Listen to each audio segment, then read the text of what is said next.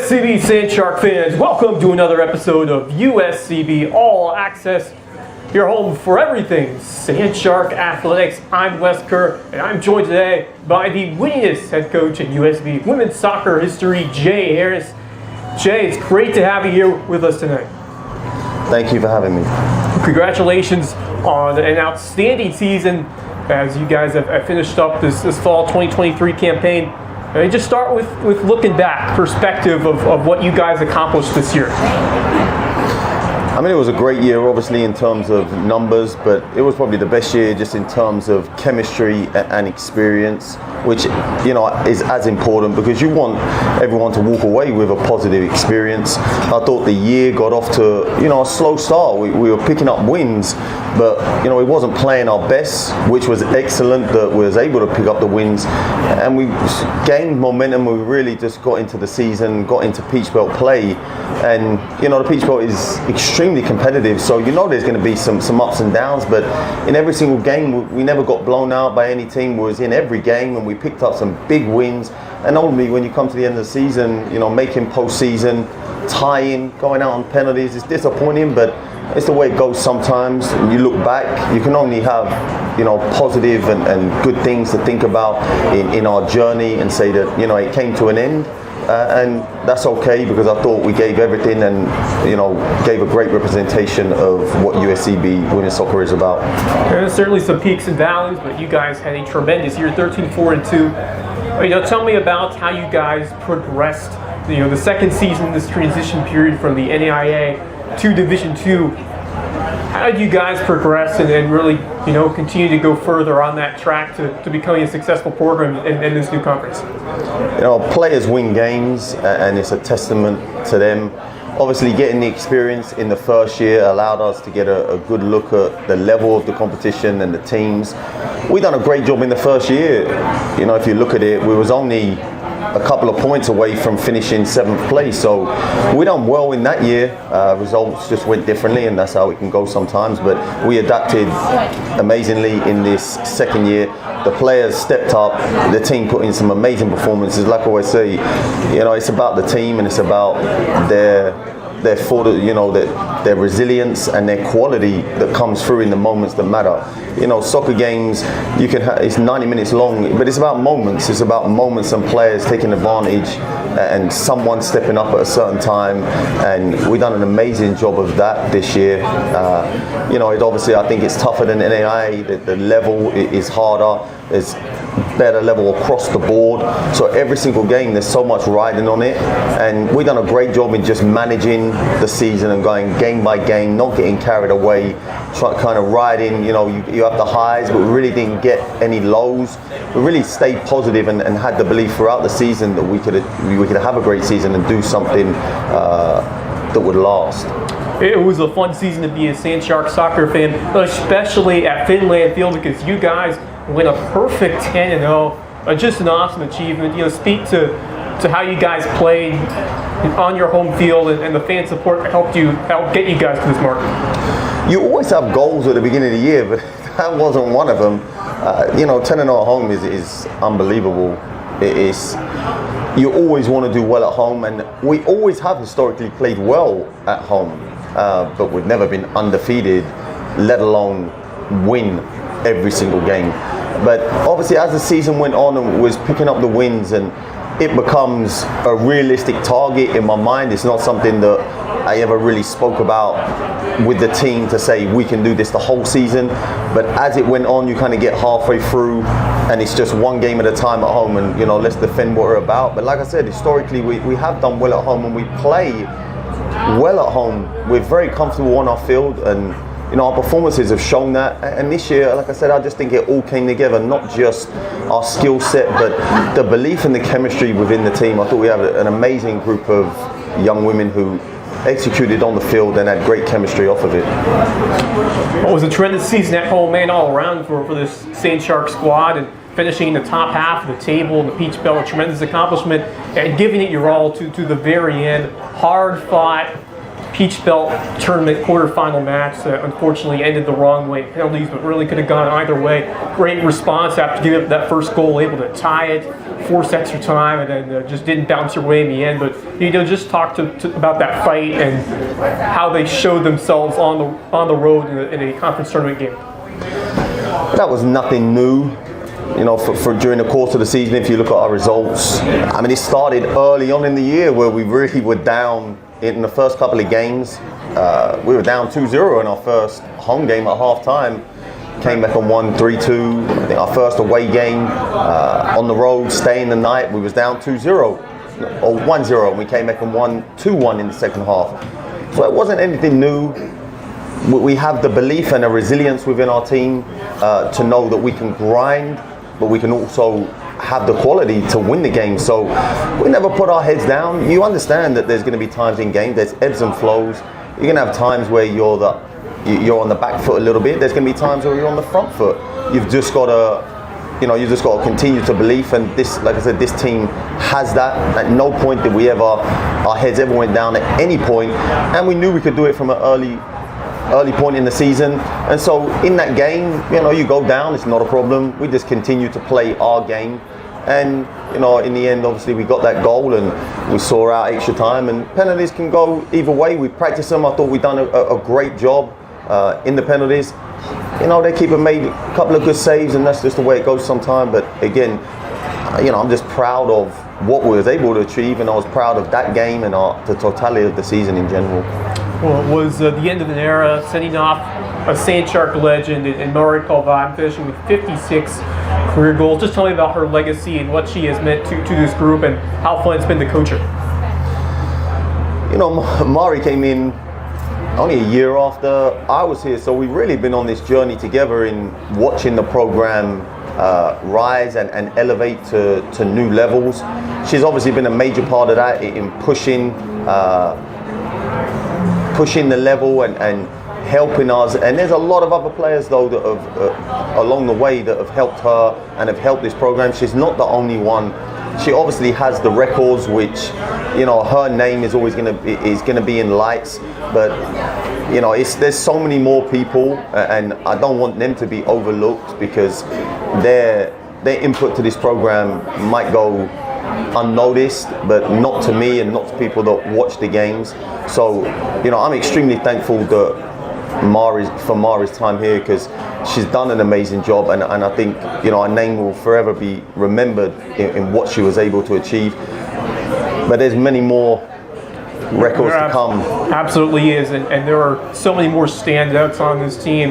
It was a total 11-woman unit out there on the field. Talk to me about some of those depth players who really stepped up their scoring this year. I think the biggest takeaway of this season was how you're able to consistently find goals throughout the calendar year, throughout the Peach Belt schedule. So, just talk about that, how, so many other young women stepped up this year and were able to help put the ball in the back of the net. I think everyone from back to front and the whole squad in general, of course, goals get headlines. So, and you can't get away from that. It's from the beginning of time, and it will carry on just like that. And so obviously, Mari's spearheaded our attack for the last 3 years. She entered as a defender and gradually moved up the field and has done an amazing job. She has a great feel for the game in finding pockets of space. A lot of what we do goes through her, either in an assist and important goals.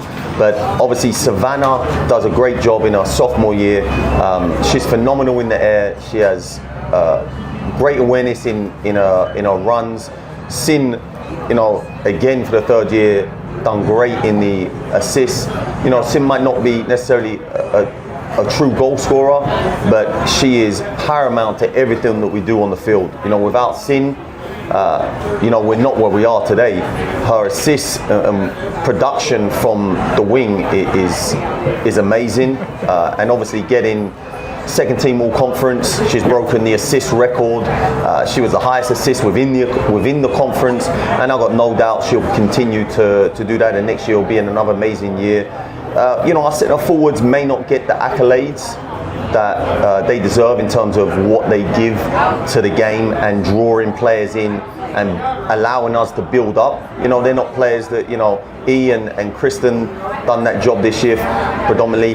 They're not players running in behind, but they're players checking into the feet. You know, she's the one who got on the ball and gave Mari for the game-winning goal against Aiken. So there's so many other people, and you got the midfield. Molly done an amazing job. Anna coming in as a freshman was, I mean, truly amazing, and was a revelation in the middle of the field. And Adrian, you know, the back line again done a great job. You know, Lee's going to be graduating. And then Morel, absolutely tremendous and consistent performer in between the pipes. Yeah, you know, she's been there for a couple of years, and she's done a great job. And like I always say, though, there's people in front of her. You're going to have the attackers, and the assists and goals are always going to get accolades, and then the keeper is going to get awards. But defenders who are working, you know, tirelessly, and defensive midfielders in front of her doing a job, you know, they're not getting so many awards. But you know, Emily's done great the last couple of years, and I expect her to continue to improve and give us a great senior year. Leah White, Adriana Martin, all sensational. Kenny Harris, everybody did their job so well. But Jay Harris, congratulations once again. Tremendous season, and I can't wait to see what you guys do in 2024. Thank you. Looking forward to it. We're right back with more here at USCB All-Access. Kelly Tours is the leading provider of travel and transportation in the Southeast. Whether providing all-inclusive group packages, educational student adventures, athletic transportation, or simply top-notch charter services, Kelly Tours is here to help. Contact us today to start planning.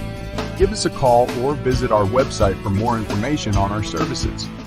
Welcome back to USCB All-Access. It's getting chilly over here at Okatie Ale House, so made a little bit of a wardrobe change. We are now joined by assistant women's basketball coach here at USCB, Brady Grogden, filling in for Sharon Versyp this week. And Brady, you guys are off to a strong start, picked up another win at home. First year of this debut program. It's great to have you be a part of this. You know, how are you feeling, you know, after these first few weeks of the season? I'm feeling pretty good. Thanks for having me. First off, it's nice to be in front of the bright lights and cameras. Yeah, you know, I think we feel pretty good. We knew there'd be a learning curve and a process to, you know, starting up a new program, getting everybody on the same page. I mean, when you're starting from scratch, you really have to establish everything, and that's kind of what we've been doing. But I think overall, we're happy that we're seeing growth. You know, the wins and losses are one thing, but that's not really what we look at. We've never judged success off wins, especially this year. So it's about getting better every day, and I think that's what we're doing. So I'm pleased with it, and I'm definitely loving the weather. I know it's a little chilly, but it's about twice, you know, cut this in half, and that's what it looks like in Ohio. So I'll take this in. Yeah, we are grateful for that. Especially it's getting cold this time of year. Other places around here in the States, but well, we are always thankful here in the Low Country for milder weather here in November, December. But tell me more about yourself. Tell me more about your journey and how you got here and why you decided to become a Sand Shark. Sure. You know, I was planning on going into business. I was doing marketing, something in that field, and just got an opportunity to help out with a former boss and friend of mine who got a head coaching job in junior college, and started out just kind of helping out with some computer stuff and film breakdown and scouting and stuff like that, and just absolutely fell in love with it. And I see it pop up every year around the early November. It's a memory from Facebook where after my first game coaching, I was like, yeah, I'm changing my major, I'm changing everything, like this is it, this is what I'm doing. So, you know, I just kind of fell backwards into coaching to start and just fell in love with it. Kind of progressed up through the ranks after I graduated college, and then moved from junior college up to a Division III program as the assistant coach, and then spent a couple years up in Northern Ohio there. And then after Heidelberg University, I kind of thought, you know, I want to move up, find myself in Division II or Division I. Came across Coach Versyp's hiring announcement, and, you know, saw the location of the school was somewhere that I always wanted to live, and I saw a coach that I always, you know, dreamed of coaching with. and I thought it was too good of an opportunity to pass up. And I reached out and it just kind of fell into place. I got I got very lucky. I don't know how I ended up here sometimes, but I'm so glad I did. You made a great choice, and we are fortunate to have you as a part of this program. And you guys are back in the win column, picking up a big victory over Payne, 68-33. Tell me about what stood out back here at the Sand Shark tank, as I could call it. What stood out for you guys coming back here and getting it done? Sure. We talked about in the days leading up in the coach's office that it was really our first full week of practice with 10 healthy players. We'd been banged up the first few weeks, and so when we finally got a few consecutive practices of a fully healthy team, or mostly healthy team, we really saw the energy shift and kind of the level of excitement in the gym, and just how hard we were able to go in practice and how hard we were able to push them. We really saw all that take a step up. So going into the game, we felt great about that. Payne's a solid team. They do a lot of things that we were concerned about, how we were going to defend certain actions or how things were going to go, and through teaching and through scout and through watching film and stuff like that, I think the girls really stepped up, and they kind of brought that same level of intensity to the game that they had been bringing to practice. Being able to go full 5-on-5 and have subs and stuff in drills, it was rare for us early on. So, we were able to take it to another level, and I think that showed on the court on Saturday. And hopefully, that kind of turned a corner for us, and we can show that going forward as well. Yeah, your opportunity to build on what you guys did this weekend, but 50% shooting from the field, excellent execution on offense. You guys built a big lead early. Tell me about how you got out of the gates and were able to really get situated on how you do things well in offense. Sure. We talked about coming out hot, starting right from the tip. I think they did a great job of that. I think part of that was the defensive intensity. I always think that you set the tone early on defense. High-scoring games are fun and exciting and all that, but it's really kind of demoralizing when you can't get the ball in the hoop. And I think that our defense really set the tone for us, and that kind of led to easy buckets. And I think that kind of got us all excited. A couple big plays early on, a couple big turnovers turn into easy buckets. That gets the gym excited, that gets the players excited, and I think that's kind of what you saw. 23 points off turnovers, so excellent defense turned into offense, and that's what we saw early for you guys, getting off to a big lead and holding on. But we're seeing a couple of in and out faces across the lineup. You guys are dealing with a couple of injuries early on, but we've seen some good things from you guys. Bartlett making her first start, doing well on Saturday. Certainly, you don't want to see injuries at any point of the year, but how are you guys adjusting through that process and getting the most out of who you have on the court? Yeah, early on, lost a couple key players and just had to ask other people to step up. We talked about people doing their job and filling in their role. Some people's roles had to change and have continued to change. And one great thing that I've definitely been pleased to see is that they're willing to step into that role and willing to do what we ask of them. And there's a few players that, kind of came in as like, hey, this is what I do. I do A. And we asked them to do A, B, and C. And they adapted so quick. And as a coach, that's so relieving to see them be able to fill those roles and then help the team succeed that way.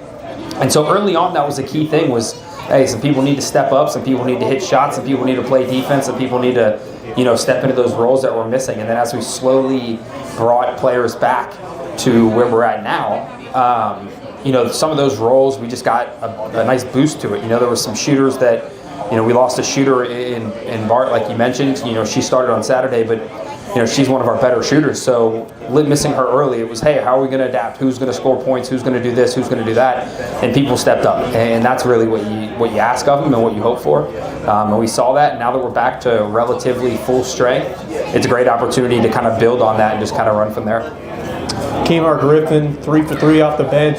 Coffee always has been producing at home early on in the season when her number is called. So, it starts at the top, but it's great to see some of the supporting players get some minutes and be productive, which is what you and Coach Versyp want to see. So, talk about those the depth and some of those lower tier players who don't get as many minutes who are producing and making a difference when the number's called. Sure. I think that everybody always talks about the star player carrying the team, blah, blah, blah. I think that we have 10 solid basketball players who all contribute in one way or another. Not all of it shows up in the stat sheet. Not all of it shows up in the film. It shows up somewhere. You look at some of our players that weren't playing early on. They're on the sideline drawing up plays. When someone misses something, they're calling things out for me. They're taking notes on their sheet and telling me at halftime, like, hey, I noticed this. Hey, Coach V, I noticed this. So everybody had a role, whether they were on the court or not. People, when they get called into the game and when their number gets called, they've been able to step up, which is awesome. And I think that, it takes all 10 of us, all 12 of us even. We have 2 players that are still out that are contributing every single day in practice and contributing every single day in the game, even if it's something as simple as someone, makes a mistake, gets in foul trouble, comes out of the game, just giving them a high five and saying, hey, you got this. Next time you're in, you got this. So all 12 players contribute, and that's incredible to see. And that kind of goes back to what I was saying about people kind of knowing their role and filling that role. There's people that know, I know from high school I was about as far down to the end of the bench as you can get, but that's points on the scoreboard isn't the only role that needs to be filled, and they've done a great job of helping out where they can, and we always ask more of them, and they've been delivering so far. That's excellent to see, but talk about you guys going on the road and having the opportunity to play at a place like Savannah State and Market Arena, in front of an established team. What did you learn, and what you think you'll take away from the experience of playing at a place like that against a rival across the border? Yeah, it's a great rivalry game. That'll be really fun going forward. I hope we continue to play that game. And Market Arena was an incredible venue. We went out there on Sunday for a practice and getting prepped in the days leading up, and really just had a great time, in a great venue. As far as Savannah State goes, that's a great team. We knew that going in. Early on, we were hanging with them, and we just kind of ran out of gas, and they started doing some things that we couldn't answer to. That'll happen. I think it was a great test for us as we start to get closer and closer to the Peach Belt Conference, because the kind of teams that we will see there is what we saw with Savannah State at Market. Solid teams that are trying to make tournament runs. And if those are the teams that we want to compete with down the road, we have to be able to play them. So I loved the game personally. I know obviously there was some disappointment in the final result, but you learn from those kind of things, and those are the kind of games that are necessary to get us ready for the Peach Belt, because every single game in the Peach Belt is going to be an absolute fight, so we need to be ready for that. And that's what these non-conference games are for. You're using that experience and going against these top teams across Division II, you're trying to learn what holes you need to fix, and it's a year-long process to get to that point. So you guys are doing terrific work on that end, but I want to talk about Michaela Primo. She has been sensational and emerging as a top talent out there for the Sand Sharks. Close to a triple-double on Saturday, 10.7 rebounds, 6 assists. Put her in any spot in the court, she's going to perform. How cool has it been to watch her emerge as that go-to threat, not only producing on offense, but being a hard-nosed player defensively as well? Yeah, someone coming in as a point guard, you always need to have a good connection with them and have good trust in them. And I think that she's, doing a great job of earning that and trying to grow every day. She's constantly asking the right questions and trying to grow and get better.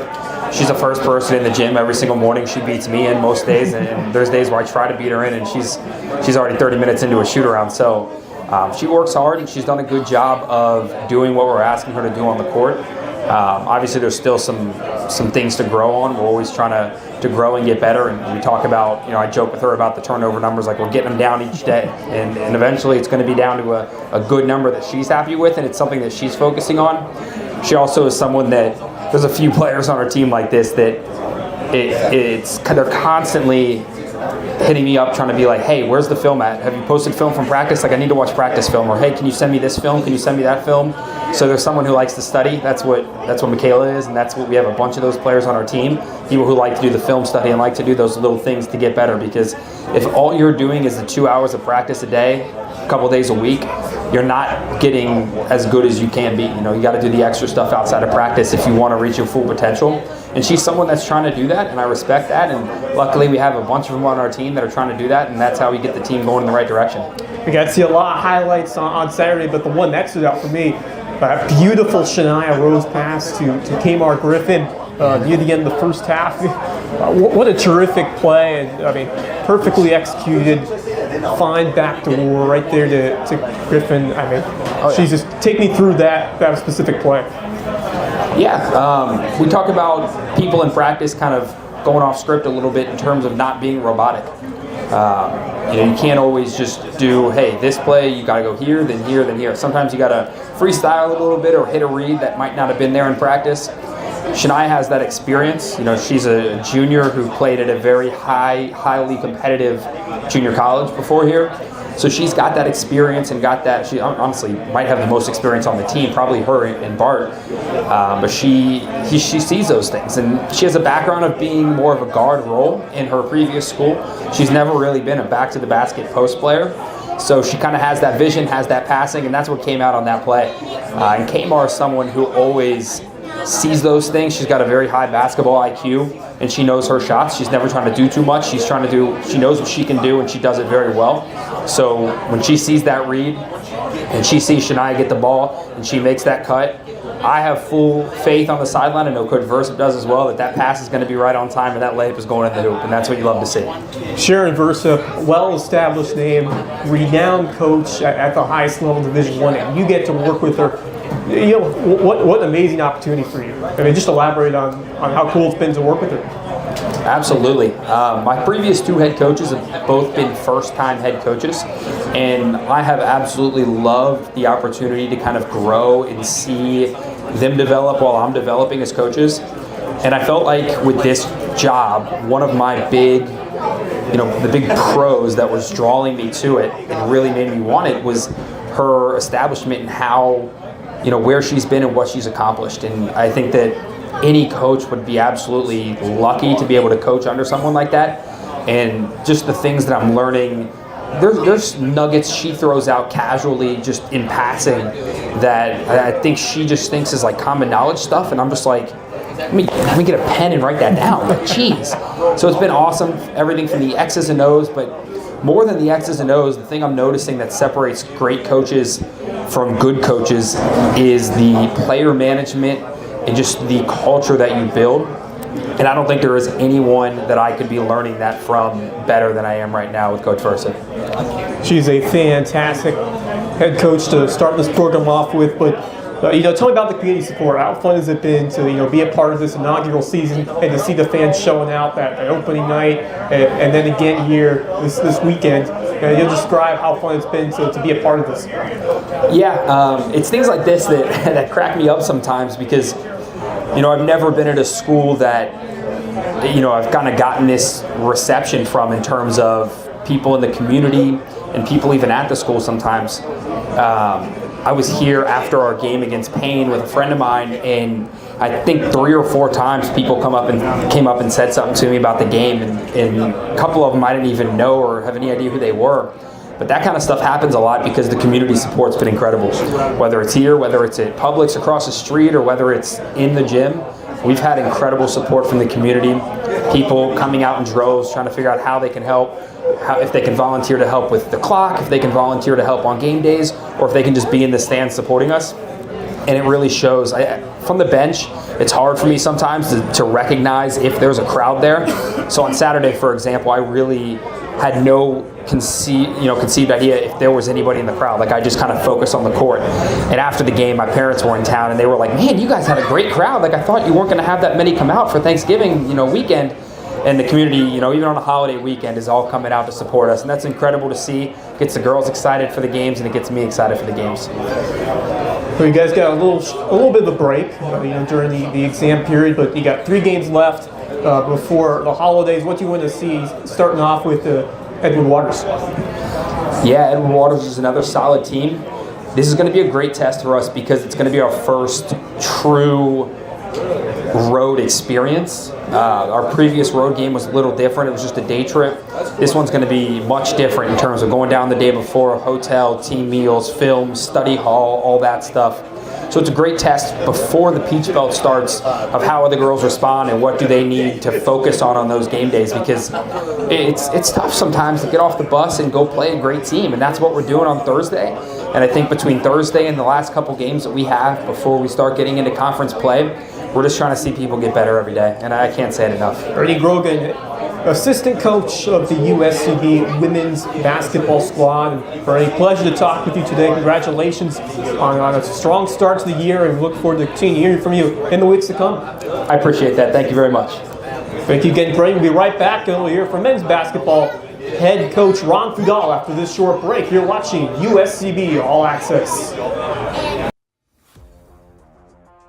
The Loco Media Network is the place to keep up with local sports news across the South Carolina Lowcountry and subscribe to all your favorite shows. From the Loco Sports Lowdown and Loco Pigskin Live to the Loco Hoops Report and USCB All-Access. Plus new shows like Red's Barbershop, where NYC and Syracuse hoops legend Tony Red Bruin opens up his Rolodex and talks hoops with stars past and present, like Sam Perkins and Jay Billis. And Under the Bus, featuring hilarious banter on the biggest stories in sports from Hall of Fame sports writer Curry Kirkpatrick, former ESPN SportsCenter anchor Bob Stevens, and legendary Hilton Head Prep basketball coach Rich Basirico. Find them all on the Loco Media YouTube channel or at locosports.com. Go Loco!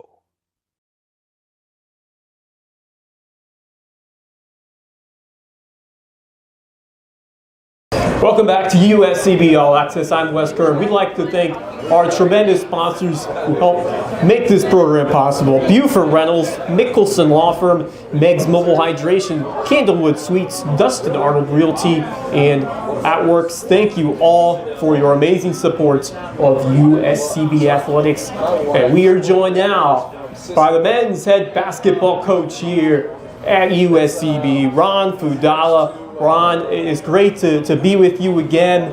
Happy holidays, and let's just start about talking about this past week. How was Thanksgiving for you? Wes, it was awesome. It was awesome. I'm freezing right now. I'm soft. I'm from Pittsburgh, and I should be used to this cold, but I'm not because I've been down here for a year. But my holiday was great. How about yours? Oh, it was fantastic. We ate a lot of turkey, and then on Saturday, you got to see you guys getting back in the win column. Excellent victory, 94-81 against Payne.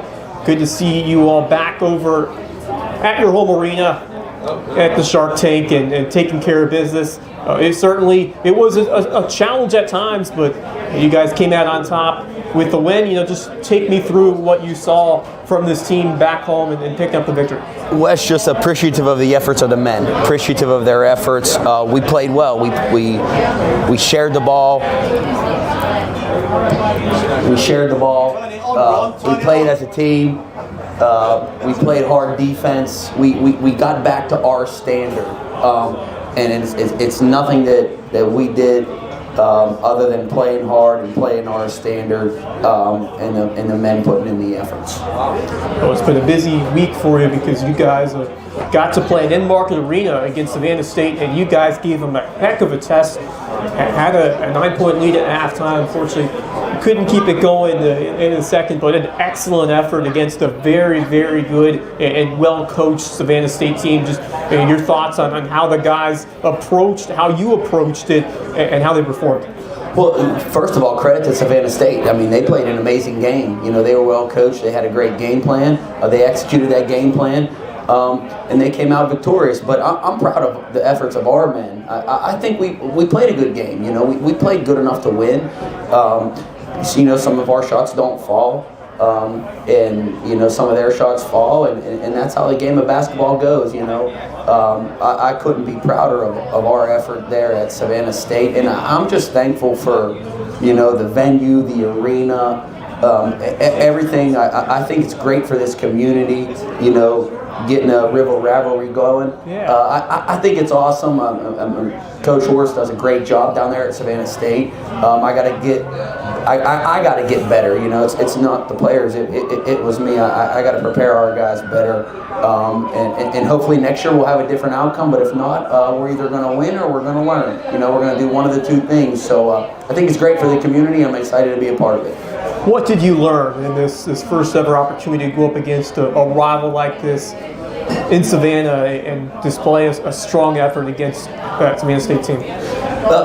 We learned it's not just one person, it's not just one coach, it's everybody. We got to have a team effort if we want to come out victorious.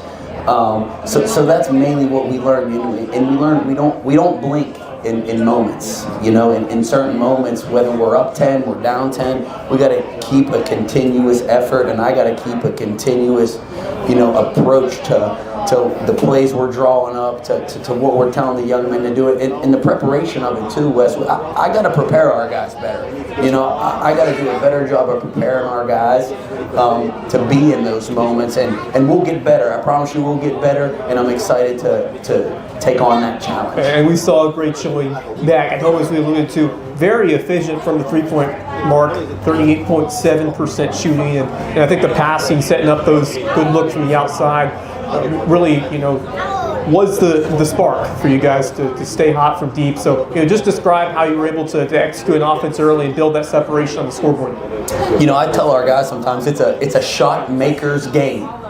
It's a shot maker's game. So sometimes our shots aren't going to fall. So that's where we have to pick up our defensive effort. But the men they played as a team. They shared the ball, and it's nothing special. It's not X's and O's. It's nothing that I did. I just think we shared the ball in certain moments. We penetrated when we could, and we passed when we should. And the men made the plays that they needed to secure victory. Well, you are very noticeable for mixing up the roster a couple times on the court and making a couple of big line changes throughout the game. But we saw Larry Bullock and Dylan Lewis really excel as starters. Lewis with 6 assists. So, tell me about what you saw from them, really helping set the tone to get you guys out to an advantage. I love them. I think they're mature beyond their years. I think they're selfless. I think their heart is in the right place. That's what's most important for our program. If your heart's in the right place and you put forth the effort, your talent will showcase itself on the floor, and that's what those two guys do. But that's what all of our guys do, Wes. It's a team effort for our guys, and I think we're really coming together as a group. And I think we can continue to work on it. But you talk about Dylan and Larry and all of the freshmen and all the players on our team. I think they're all buying in, and I'm excited to continue to grow as a team. Well, we meant to talk about this a little bit last week, but Kobe Shuri, he has become an instant fan favorite. Tell me more about his story and how you were able to get him here to USCB. You know what? Kobe's a great young man. I love having Kobe in the program. He's an instant energy guy off the bench. He might get into, you never know. I love to let his talent showcase itself. But there's no recruiting secret. I watch videos of guys, and you build relationships. Everything in life is relationship driven. I build relationships. I get sent videos. I see certain things on film that I like, and I loved Kobe, and now here he is. It's nothing special that I did. It's just he was perfect for the way we play, and the perfect person to be in our program, and I'm blessed that he's a part of it. It was a tight one for a good part of it on Saturday. Payne made it a little interesting, kept it kind of within 10 points, 11 points. So you guys had to work to close it out. But how do you stay focused, stay consistent, especially in offense, and find your points to make big stops and then execute on the other end?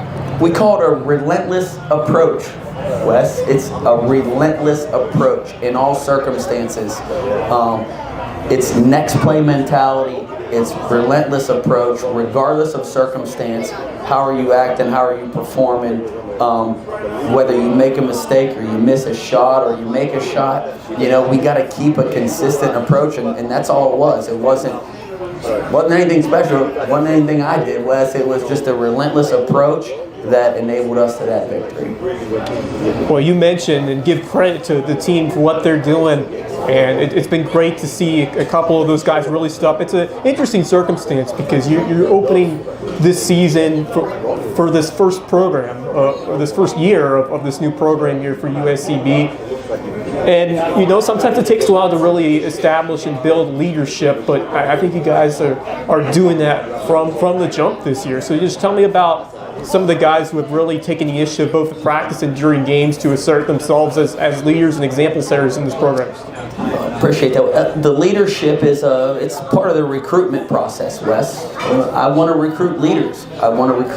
And just on our team, we voted on captains about 2.5, 3 weeks ago, and Dylan Lewis and Kyle Pulse and Kevon Price were voted our captains almost unanimously by everybody on their team. So that speaks a lot about their character, but it also speaks a lot about the character of the rest of the young men in the group, because they realize those leadership qualities. So that's special for us, and that's special for them. And I talk about, we got to have leaders that are beyond their years. We got to have coaches that are beyond their years, and that's what we've done, Wes. It's part of the recruitment process. It's part of just being a great person, playing as hard as you can in practice. All the things we talk about, regardless of circumstance. How are you acting? How are you performing? And let your talent showcase. Wes, I love to let guys let their talent showcase. I have no talents, but they do.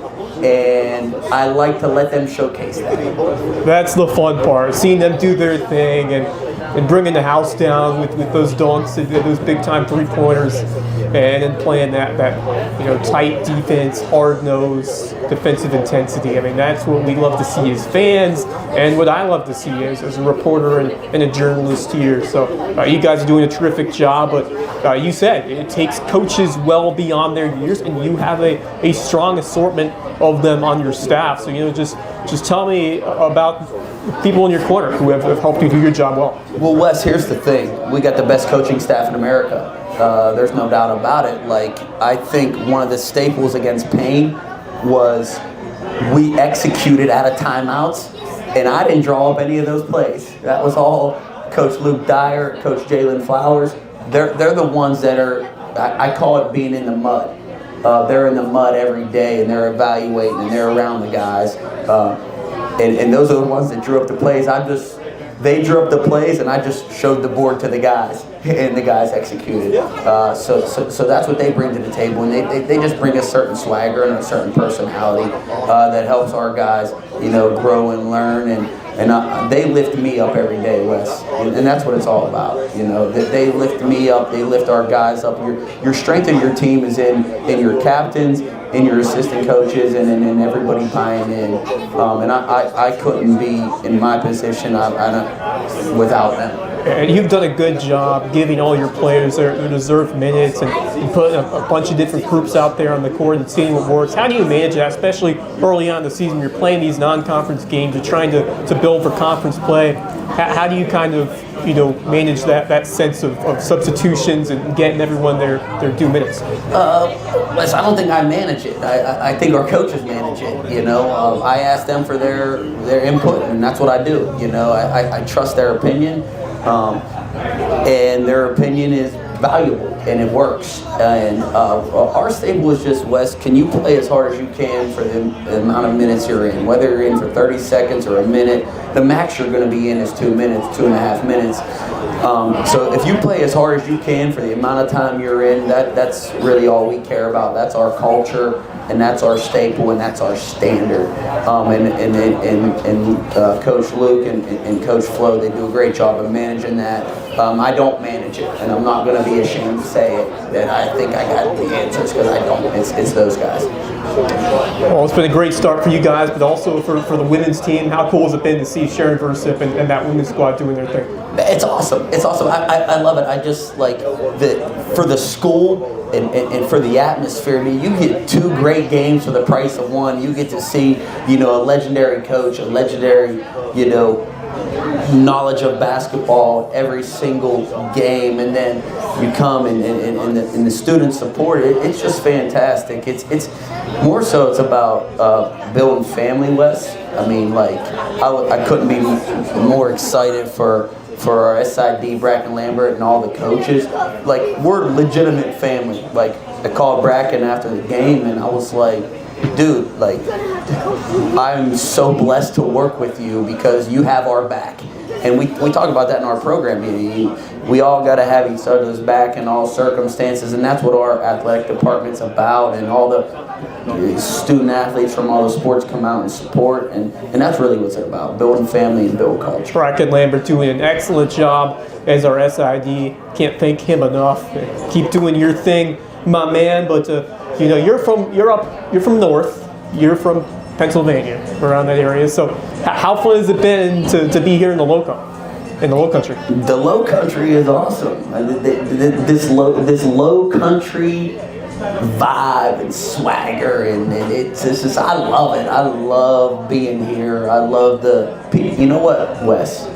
People are nicer here than they are up north. I'll be honest with you, they are. It's that Southern hospitality. People are nicer. I'm not afraid to admit it. I'll stick to my Pittsburgh roots, but people are nicer. People are genuine. Maybe because, we take our time with things, and that's okay, but people are nice and loving and caring, and man, I'm just so blessed for the support even in the first year. People are loving on our guys. People are loving on, our program, and that's what it's about. You guys got a little bit of a break as your team finishes up their semester road test against Edward Waters. Yeah, they're good. They're gonna throw some punches at us. I hope we can respond. I hope that we can bring our energy on the road. We don't have, the support of our fans, when we go on the road, and I think our players build off of that. So we got to bring our own energy, and I think we're up for the challenge, and I'm excited for it. I can't wait to see how you guys fare over there, and getting ready for just a couple more games. Conference season is coming up, but before you know it, in January, heading into December, so just three or so games left before it really starts to get into the meat of the schedule. So what do you want to see from today until then, as you guys continue to work hard and practice and show yourself throughout the games on the schedule as you prepare for January? I want to just see everybody get a little bit better. I want to get a little bit better as a coach. I want our assistant coaches to get a little bit better. I want our players to get a little bit better. I want our fans to get a little bit better. I want everybody to just get a little bit better, and we'll be just fine.